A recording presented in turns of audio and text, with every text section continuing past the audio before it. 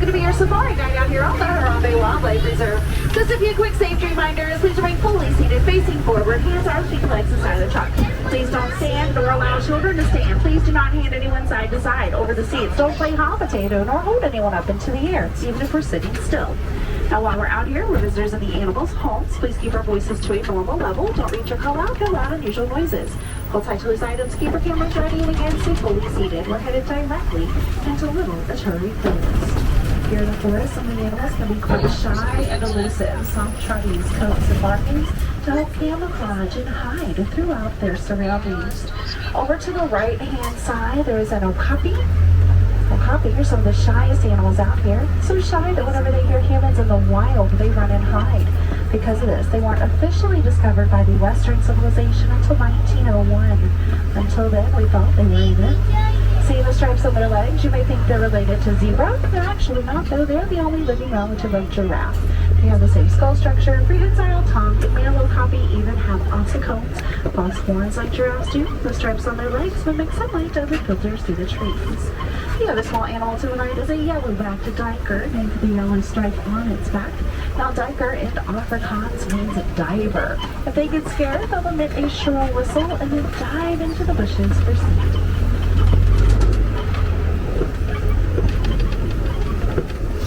Over to the left in front of us, there is a black rhino. Black rhinos have a triangular shaped upper lip, which is prehensile, means finger-like. They'll use it to grab stuff and pick stuff up. Fully grown, they'll weigh an average of 3,000 pounds. It actually makes them the smallest of the African rhinos. Only threat is from humans. They're poached for their horns. Their horns, though, they're just made of keratin, which is the same thing that our hair and fingernails are made from. Now, 2015, there were only an estimated 5,000 black rhinos left alive in the world. However, thanks to some fantastic conservation efforts, those numbers are finally back on the rise. To the right, these light tan antelopes are greater kudu. They're female, they don't have horns, only the males do. Males are also the second tallest antelope, boasting an average of 55 inches tall on the tops of their shoulders. Over to the left, that copper-colored antelope, those are bongo. Both male and female bongo have horns that slope backwards from their heads, allowing them to move freely through the trees without becoming entangled on any branches. And we're going to make our way towards Safi. As we follow the water, we're hoping to see different aquatic birds. Now, crocodiles, some hippos. Now, hippos don't swim or float. They don't have that buoyancy. They're very dense. They sink to river lake bottoms. They stand away on the bottom. They'll even sleep under the water. They can hold their breath, staying fully submerged a few minutes at a time. They'll just rise to the top naturally to take a breath and then sink back down without waking up. Now, there's a hippo moving around in the water up ahead of us. We'll pass them in a minute.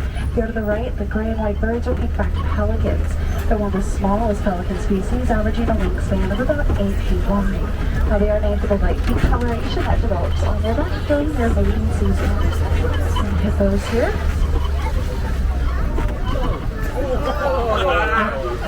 It's a conversation you don't want to be involved in. There's hippos also to the left. Now, when hippos move around in the water, they'll use their front legs to walk around along river and lake bottoms. Back legs do tend to just kind of float behind, especially in deeper water. It does help give that illusion of swimming. They'll use their back legs to push against the bottom for a burst of speed and to push the top for breaths of air. They're one of the largest land mammals. They'll get up to about 15 feet long. They're herbivores, so they eat grasses, plants, and hay.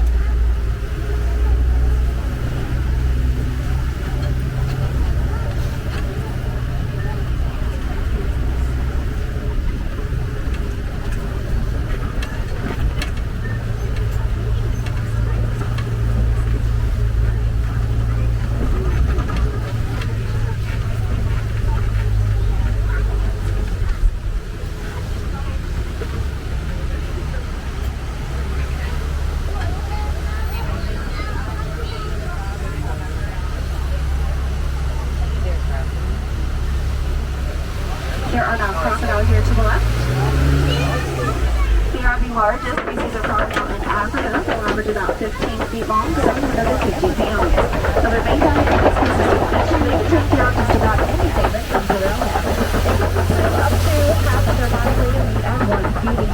They'll eat do have slow metabolism. They can go months without food at all if they need to. And unless they're moving to feed or adjust temperature, they're actually just pretty sedentary. They don't really move around a whole lot.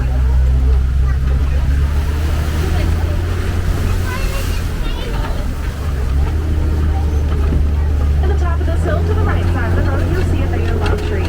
A baobab tree is up to about 2,500 years. Bigger ones here in our reserve are only around 1,000 years old. They'll stay leafless roughly 9 months each year to conserve water, holding roughly 30,000 gallons of water in the full-grown trees. So during droughts and dry seasons, animals get water from the baobab tree. The bark is spongy. The animals lick and nibble on the bark to get water out, which is why it's also called the tree of life. And then we're going to head down into the African savanna for some of the most iconic animals in Africa. Now these wide open spaces, they're perfect for the large herds that migrate through. We have some of the world's fastest land animals that need the wide open spaces for their speed, and of course some of the world's largest land animals as well. We'll continue to bumble around to see if we can figure out where some of these animals do happen to be roaming around at the moment. Over to the right, there's one there's a couple of wildebeest. One walking towards us, some towards that fact, or to the tree line there in the corner. It's the gray antelopes. The wildebeest do form one of the largest migrating herds on Earth. Up to 1.5 million will gather together and migrate close to 1,000 miles every year in search of food and water. Sounds chaotic, but they're actually pretty organized though, even when they lay down to sleep and rest. They do tend to lay in rows that zigzag, and they'll face in different directions. That way if predators come around, they can just jump and scatter. It's going to confuse predators and the wildebeest. They'll get into each other's way. Speaking of predators, over to the left-hand side, by the watering hole that's in front of this den, there's a small pack of African wild dogs. Also called painted dogs, but they're splotchy colored coats. Now they kind of look like average house dogs, but they are the #1 hunter of mammals in Africa. They'll take turns chasing prey until they catch it, or their prey drops from exhaustion. Each dog can run 3 to 4 miles at about 35 miles an hour without slowing down. They have incredible stamina.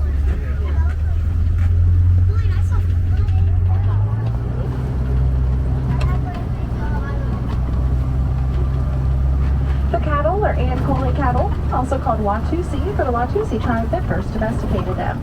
And they are one of 2 domesticated animals here on our reserve. Their horns get up to 6 feet long each with up to a 24-inch round base on them.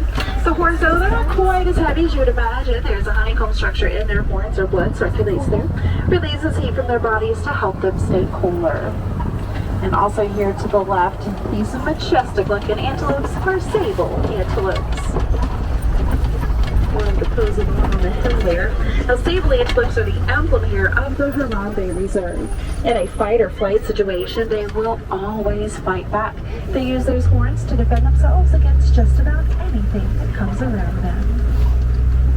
Oh, there's another one on the side of the roof against the trees there.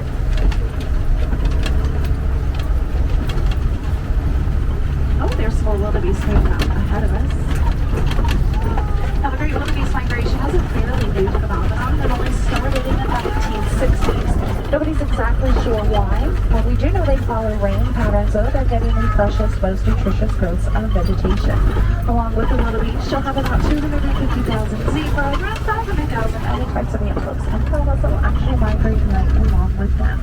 Now, that great migration is actually so large you can see the dust clouds from space.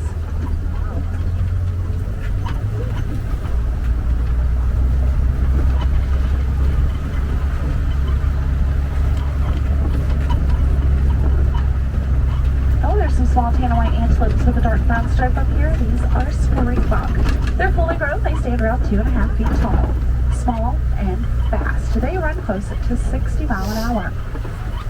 When they're running, they do this thing called pronking. They can jump about 6 feet high and 13 feet forward. Running full speed and pronking, they can actually jump through our trunk from side to side. And there's giraffes up ahead on the left. Oh, there's zebra to the far right. Those are Hartman's mountain zebras. They have white bellies. Their stripes don't go all the way around. Stripes do tend to be a bit wider as well, especially on their back hips. Now, all these giraffes are Maasai giraffe. Maasai giraffe have spots that have jagged, irregular edges to them. Most other giraffe species have smooth edges on their spots. The tallest land mammal, they'll stand upwards of 20 feet tall when fully grown, averaging 6 foot at birth. Reviews for springbuck and zebra to the right. We are going to head around some of the larger watering holes here that we've had some radio calls that elephants are making their way towards them this morning. So let's go check it out. Oh, I see an elephant through the trees to the right. Elephants are highly paid for their ivory tusks, but they face other dangers as well, especially from farmers. Now farmers plant fields, and as elephants wander looking for food and water, they'll walk through fields, tearing them up with their feet and eating the crops. Now the farmers understandably upset. It is their main source of income. However, to keep fields safe, farmers hunt and push the elephants. Here on our reserve, we do everything we can to help aid in animal conservation.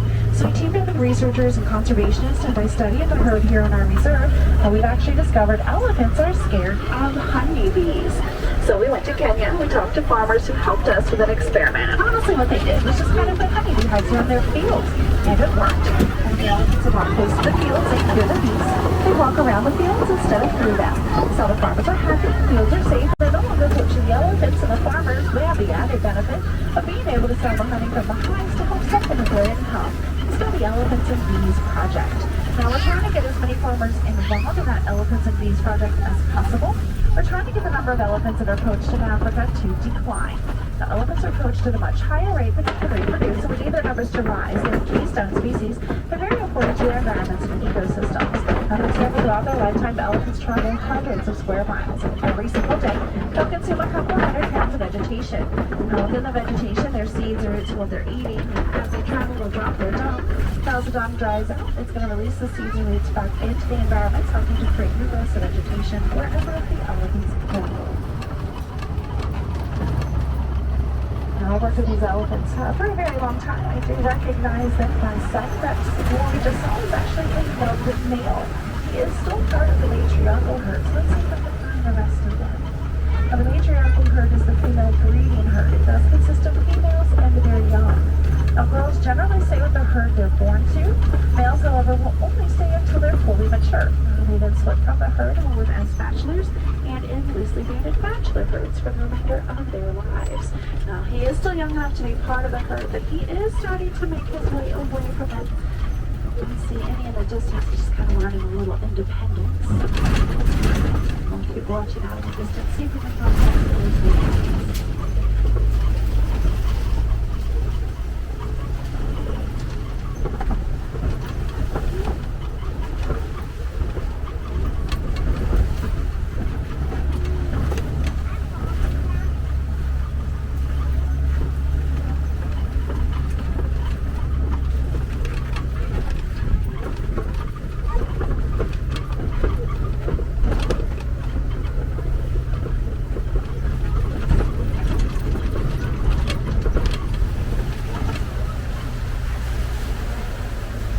There are some greater flamingo here, the largest and lightest pink of all flamingos.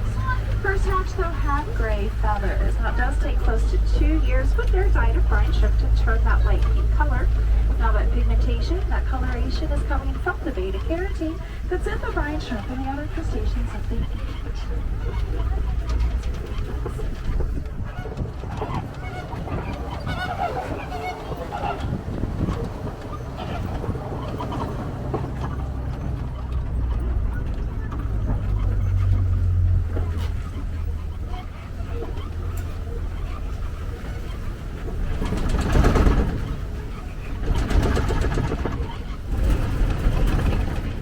There's a very large elephant going on to the left there. Oh, you see him, Andy?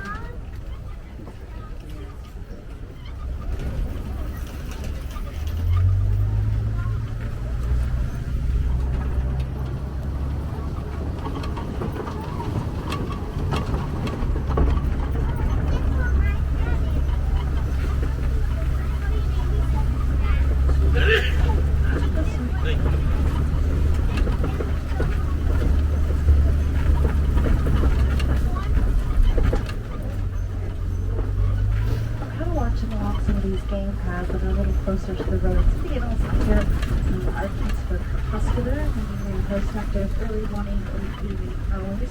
So some of the antelopes might be starting to settle down into the tree lines. I haven't seen any of this. We're just kind of moving around.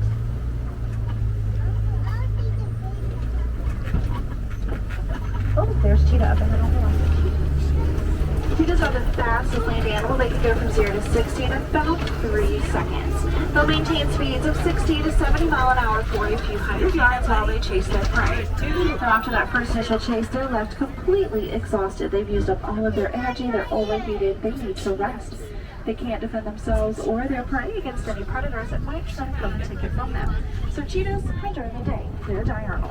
While the other predators sleep and rest in the day, do the majority of their hunting at night, meaning they are nocturnal. Now we're going to head around some coveys. Coveys are home to many different types of animals, but most famously for these lions. The lions are mainly nocturnal. They'll spend 16 to 20 hours each day pretty inactive. Now during the day, they have 20/20 vision just like we do. At night though, it's about 6 times better. Now they are opportunistic hunters, but they prefer to hunt at night when they can. The cooler temperatures and better vision give them a much better chance of success in their hunts. Females are more successful in the hunts than the males are. They don't have the size, weight, or bulk the males do. They don't overheat as quickly. They'll also hunt with their pride. Prides of lions are females and they're young. Males live in small bachelor groups. Now this is a young group of lions here. You can still kind of see some baby spots and his mane isn't fully grown in yet. They are very intent on watching the ostrich and the waterbuck here to the right. Ostrich, world's largest bird, they just don't fly. They use their wings to help them change direction when they're running. And a full speed run for an ostrich averages close to 40 miles an hour. That one is a female. She has gray feathers. Males have black feathers. The antelopes are waterbuck, aptly named, always found near a permanent source of water. They actually secrete oil under their fur that makes them very, very waterproof. Now they do that because a lot of times if they're being chased by predators, they're going to head into their watering hole for safety. Pretty much known those predators not going to head into the watering hole after them.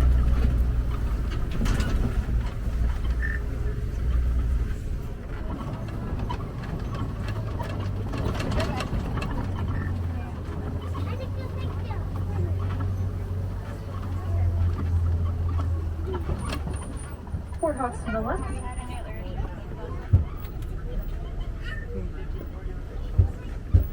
Warthogs to the left. A lot of people think of Pumbaa. Pumbaa though does translate to silly.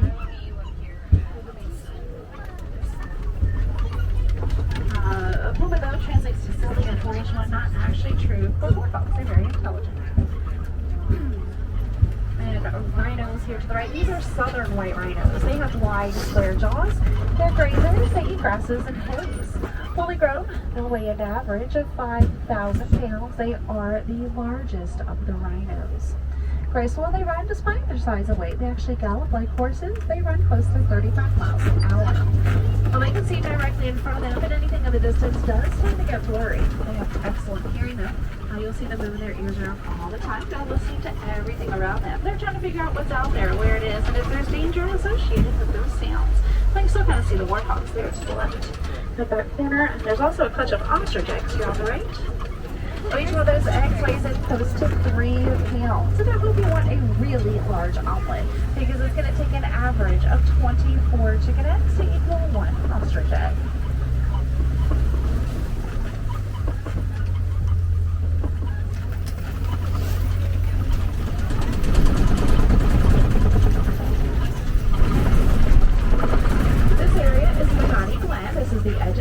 We have a warden's outpost here.